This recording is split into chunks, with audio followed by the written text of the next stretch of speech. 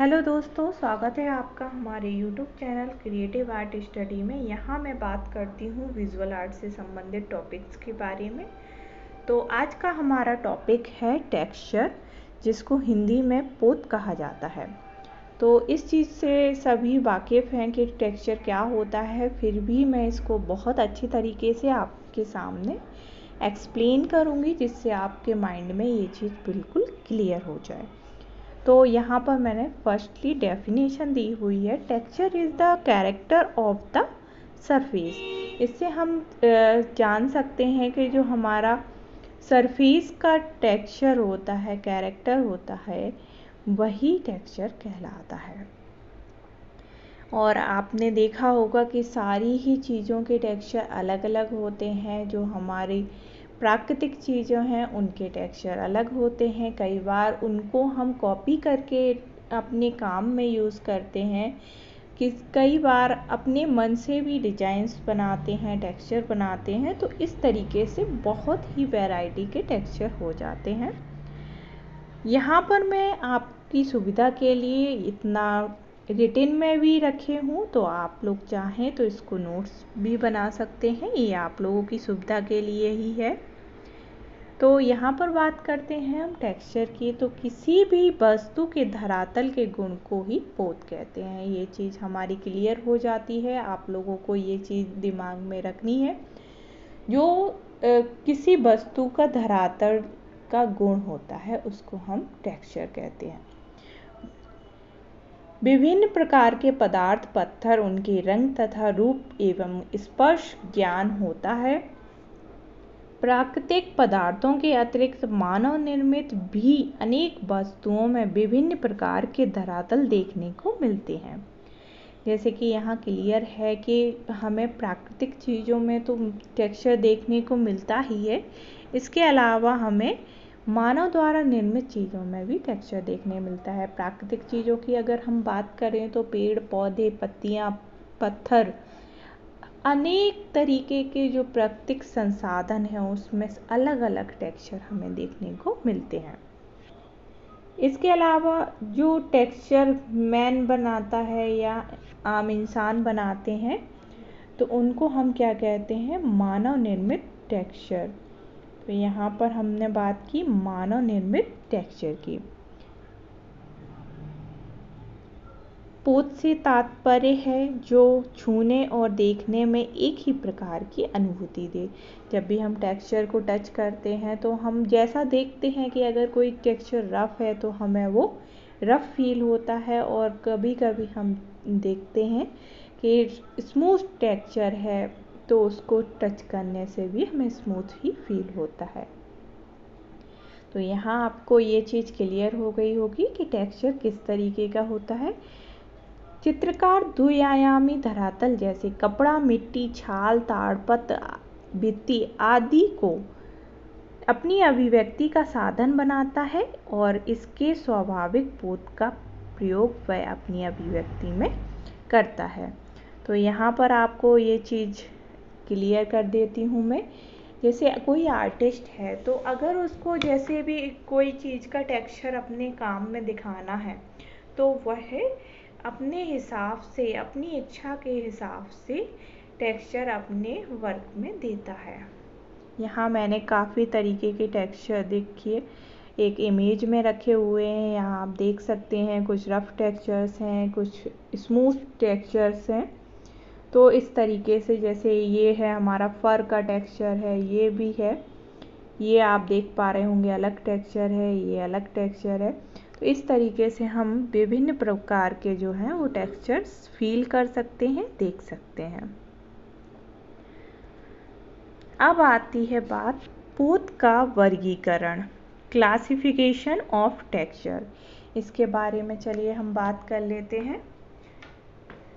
ये एग्ज़ाम के लिए बहुत ही इम्पॉर्टेंट है अगर आप तैयारी करते हैं, और अगर आप तैयारी नहीं भी करते हैं विजुअल आर्ट के सब्जेक्ट्स की, और आप आर्टिस्ट हैं या आर्ट में रुचि रखते हैं, तो ये सारी चीज़ें आपको जान लेना चाहिए। सृजन की दृष्टि से पोत को 3 भागों में वर्गीकृत किया जा सकता है।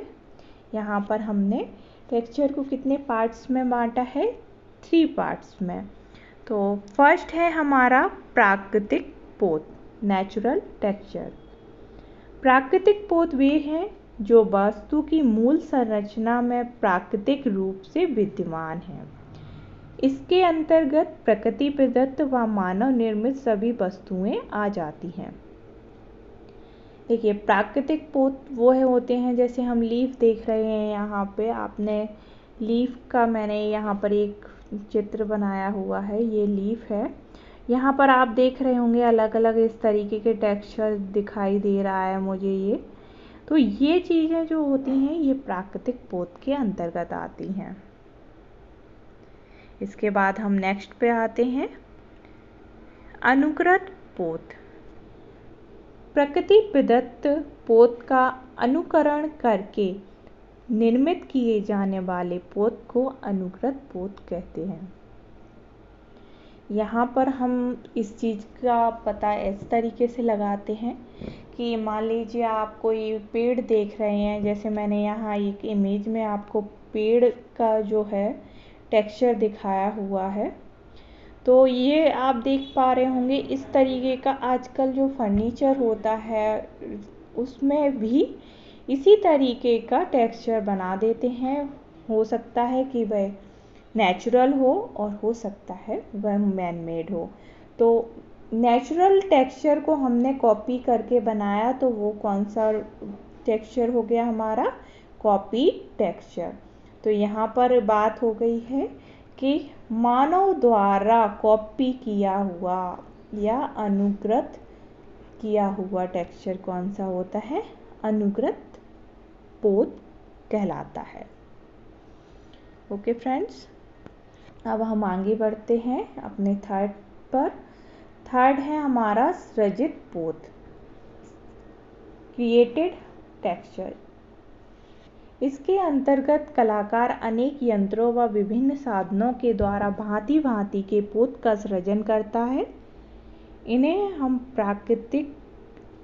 कृत्रिम पोत भी कह सकते हैं। आधुनिक कला में कोलाज पद्धति पोत के प्रति सजगता से ही विकसित हुई है। इस प्रकार पारदर्शी कागज को सतह पर चिपकाकर उससे भी पोत का निर्माण किया जाता है। पेंटिंग चाकू, पेंटिंग नाइफ्स के प्रयोग से भी अनेक प्रकार के पोत सृजित किए जाते हैं। तो इससे हमें ये क्लियर हो जाता है, सृजित पोत इसका मतलब है क्रिएटेड टेक्सचर। जब भी कोई आर्टिस्ट या आप स्वयं अगर आर्टिस्ट हैं तो आप क्या करेंगे, आप अपनी चॉइस के अकॉर्डिंग कुछ ना कुछ चीज़ें अपने कैनवास पर, अपने बोर्ड पर आप टेक्सचर के द्वारा उसको अलग अलग तरीके से अपनी अभिव्यक्ति दे सकते हैं। इसमें आपको मैं बता दूं कि कोलाज जो पद्धति थी उससे इस चीज़ को बहुत अधिक बढ़ावा मिला है। जब से कोलाज पद्धति हमारे अगर देखा जाए तो बहुत ज़्यादा प्रचलन में जब आई थी, तो पिकासो ब्राक के द्वारा आई थी, उस समय से ही जो टेक्सचर है, टेक्सचर को बहुत अधिक महत्व दिया जाने लगा। इसमें क्या होता है, कोलाज में अलग अलग कागज़ के टुकड़ों को, अलग अलग मटेरियल को हम एक ही साथ चिपकाते हैं अपने कैनवस पर, बोर्ड पर, जिससे हम फील करेंगे, देखेंगे कि वहाँ पर एक अलग अलग तरीके का टेक्सचर निर्मित हो जाता है। इसके अलावा चाकू से, पेंटिंग नाइफ जो आजकल आते हैं मार्केट में हमारे अवेलेबल हैं, उनके द्वारा भी बहुत तरीके के टेक्सचर यहाँ पर हम लोग बना सकते हैं। यहाँ मैंने इमेज भी डाला हुआ है, आप देख पा रहे होंगे। जैसे यहाँ पर एक रफ ब्रश के द्वारा टेक्सचर बनाया गया है और दूसरे साइड स्पॉन्ज की हेल्प से टेक्सचर बनाया गया है। तो ये आर्टिस्ट की अपनी चॉइस है कि वो किस तरीके का टेक्सचर बनाता है, लेकिन हमें याद रखना है 3 तरीके के टेक्सचर होते हैं। पहला होता है प्राकृतिक टेक्सचर या नेचुरल टेक्सचर, सेकंड होता है अनुकृत, थर्ड होता है क्रिएटेड या सृजित पोत। तो हमने तीनों टेक्सचर के बारे में यहाँ पर समझ लिया है, चलिए इसके आगे हम बढ़ते हैं। आई होप कि इसमें आपको कोई भी कन्फ्यूजन नहीं होगा। पोत के प्रकार एवं प्रभाव, type of texture and effect. पोत की अनुभूति को व्यक्त करने के लिए हम विभिन्न स्पर्श संवेदना, टच सेंसेशन सूचक शब्दों को प्रयुक्त करते हैं, जैसे कोमल, कठोर, चिकना, खुरदरा आदि। जैसे कि आपको यहाँ पर शब्दों से ही पता चल रहा है कि जब हम कोई टेक्सचर देखते हैं तो हम सामने ये फील करते हैं अपनी आँखों से देखकर कि वह किस तरीके का है। उसके लिए हमने कुछ शब्द भी प्रयोग किए हैं, जैसे कोमल, कठोर, चिकना, खुरदरा आदि। इन्हीं के बारे में हम थोड़ा सा आगे जान लेते हैं।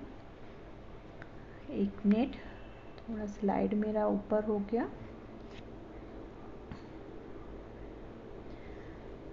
खुरदरा पोत, रफ टेक्सचर।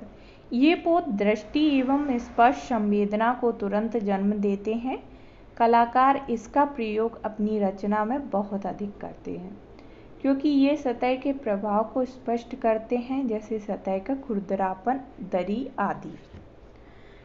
तो इस चीज़ से हम जान लेते हैं। जो रफ टेक्सचर होता है, हम एग्जाम्पल देते हैं आपको कि रफ टेक्सचर आपने कभी देखा होगा कि कोई भी कैनवस पर हम बैकग्राउंड में बहुत उभरा हुआ टेक्सचर बना देते हैं, जो लगता है कि जो अपनी सतह से काफ़ी उभरा हुआ है।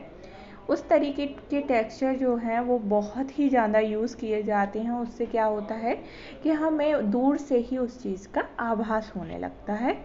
जैसे कोई दरी बनी है, यहाँ पर दरी का एग्जाम्पल दिया है। दरी मतलब एक मैट होता है जो कपड़े का, उसको बनाते हैं तो आप देखते हैं कि उसमें बहुत ही उभरा हुआ टेक्सचर होता है।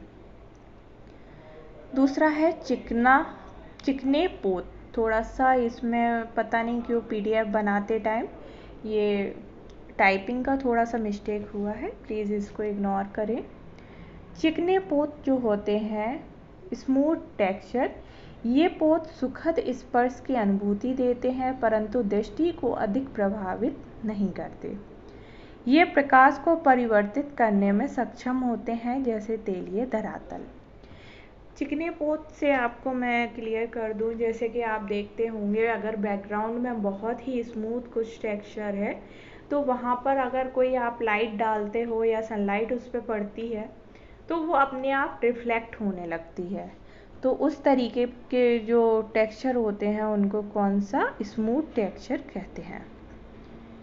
अब है हमारा कोमल पोत, तो सॉफ्ट टेक्सचर। ऐसे पोत जो स्पर्श संवेदना को कोमल व सुखद लगते हैं, वे स्पर्श करने को प्रेरित करते हैं, जैसे गुलाब की फूल की कोमल पंखुड़ियाँ। इससे आपको बिल्कुल क्लियर हो गया है। मैं यहाँ पर एग्जाम्पल भी आपको इसीलिए बताती जाती हूँ कि आप लोगों के माइंड में ये चीज़ बिल्कुल क्लियर रहे। जैसे यहाँ पर दिया हुआ है गुलाब के फूलों की कोमल पंखुड़ियाँ, ये इससे हमें बिल्कुल क्लियर हो जाता है कि जो गुलाब की पंखुड़ियाँ होती हैं कितनी सॉफ्ट होती हैं। उसी तरीके का अगर कोई टेक्सचर क्रिएट होता है तो वो सॉफ्ट टेक्सचर कहलाएगा। इसके बाद आता है हमारा कठोर पोत, हार्ड टेक्सचर। ये पोत सघन होने के कारण कठोर प्रतीत होते हैं। ये पोत शक्ति, पूर्णता तथा दृढ़ता के द्योतक हैं, परंतु कठोर व कड़े होने के कारण सुखद प्रभाव नहीं उत्पन्न करते, जैसे पत्थर की सतह का कठोरपन आदि। तो यहाँ हम इस चीज़ को क्लियर कर लेते हैं। कठोर पोत, इसका मतलब है जो चीज़ हमें देखने से, छूने से ही कठोर महसूस होती है उसको हम हार्ड टेक्सचर या कठोर पोत कहते हैं। जैसे कि आपने देखा होगा पत्थर का, यहाँ पर मैंने एग्जाम्पल दिया है, तो आप पत्थर को देखकर, टच करके फील कर सकते हैं कि वो कठोर चीज़ है। यहाँ मैंने कुछ और इमेजेस में इसमें डाले हैं टेक्सचर, जैसे ये ऊपर नेक्स्ट देख रहे हैं आप, ये विविन है, ये सोफ़ा है, सॉफ्ट है, हार्ड का है, ये ईंट वगैरह जो बने हैं वो हार्ड टेक्सचर में आएगा, ये हमारा रफ टेक्सचर में आएगा। तो इस तरीके से हमारे ये सारे जो हैं टेक्सचर अलग अलग तरीके के हो सकते हैं। जैसे ये वुड का है, आप देख रहे होंगे, इसको रफ टेक्सचर के अंतर्गत रखेंगे। ये हमारा ईंट बनी हुई है, इनको हार्ड टेक्सचर में रखेंगे। ये आप नीचे देख सकते हैं बाउल का इमेज है, इसमें स्मूथ टेक्सचर है।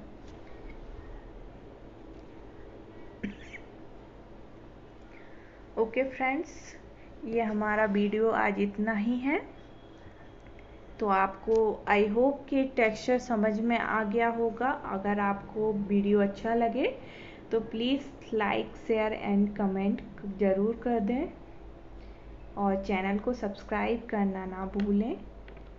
Thank you friends, bye for now.